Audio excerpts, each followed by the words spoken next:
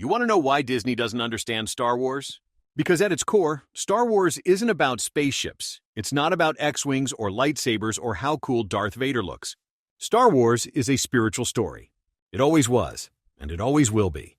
From the very beginning, the Force wasn't just some magic power. It was the soul of this universe. It was the heartbeat behind the myth, a mysterious, unseen energy that connected all living things. A higher power that gave the Jedi not just their abilities, but their purpose. The Force defines the moral framework of the Star Wars universe. It's not just world-building, it's world meaning. Through the Jedi, George Lucas told stories about faith, destiny, fear, and redemption, themes that echo across religious, spiritual, and mythological traditions. Joseph Campbell called it the monomyth. Lucas translated that into a sci-fi fairy tale. And that's what made it powerful. Because buried beneath the star battles and laser swords was always a quiet, burning question. What is your place in the universe? Now let's talk about Disney. Disney doesn't know what the Force is. And how could it? It's a corporation, a machine. It can replicate the aesthetic, remix the story beats, and sell the merchandise. But it has no soul. So how could it ever write a story about a higher power? It can't. So instead, it avoids it. In the sequels, the Force is reduced to a video game mechanic. Characters level up without struggle. There's no faith, no discipline, just power, with none of the meaning. Rian Johnson tried to subvert it, turning Luke into a bitter cynic and the Jedi into a failed religious institution. It's not a story about belief. It's a deconstruction of belief. The Last Jedi treats the Force like organized religion, outdated, flawed, worth burning down. Then came the Acolyte. And with it, the idea that the Force is just. Whatever you want it to be. No dark side, no light, no morality, just vibes. Everyone should be able to use it, they say. It shouldn't belong to anyone.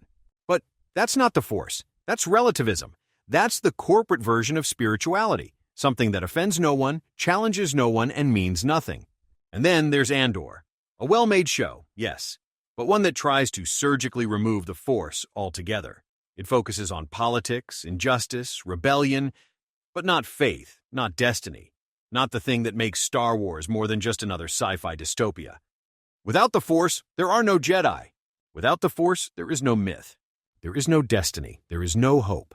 Because that's the message at the heart of Star Wars, that we are more than what we seem, that there's something greater out there and within us, that the smallest person can change the galaxy, if they believe. Disney doesn't believe in that. It believes in IP, in spin-offs, in lightsaber colors and subscriber counts, but not the Force. And that's why everything they make, no matter how flashy or well-produced, feels empty. No Force, no Star Wars. However, what's happening with Star Wars right now is genuinely fascinating. For the first time in history, fans are no longer locked outside the creative process. AI has allowed thousands of independent creators to generate scenes, stories, alternate timelines, and emotional character moments that major studios would never approve. And despite the imperfections, many of these projects are connecting with audiences more deeply than official productions costing hundreds of millions of dollars.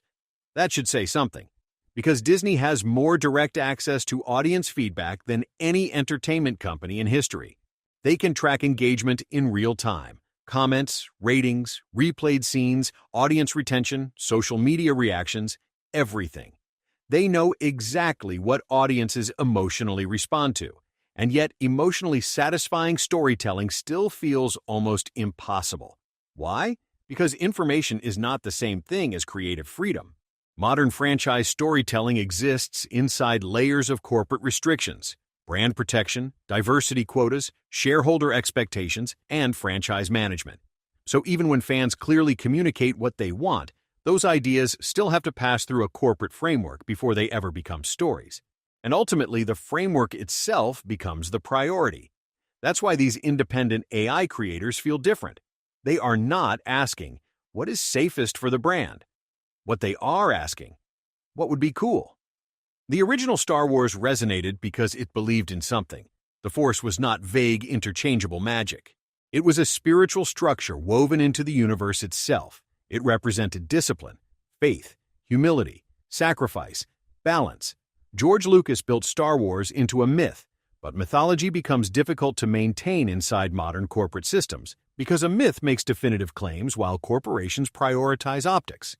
Over time, the mythology was sacrificed for political agendas, and that's why audiences are gravitating toward independent creators, even flawed AI creators, because sincerity still exists there. People can forgive imperfect visuals. What they don't forgive is when a story stops believing in itself. And maybe that's the real problem with modern Star Wars. Not technology, not budgets, not even nostalgia, but the slow, painful process of forcing mythology into a soulless, politically correct product. Star Wars has always been about ordinary people shaping the fate of the galaxy. And now, for the first time, the fans themselves might be part of that story. One thing is certain, there has been an awakening. And this time, it's happening outside the studio system. Thanks for watching.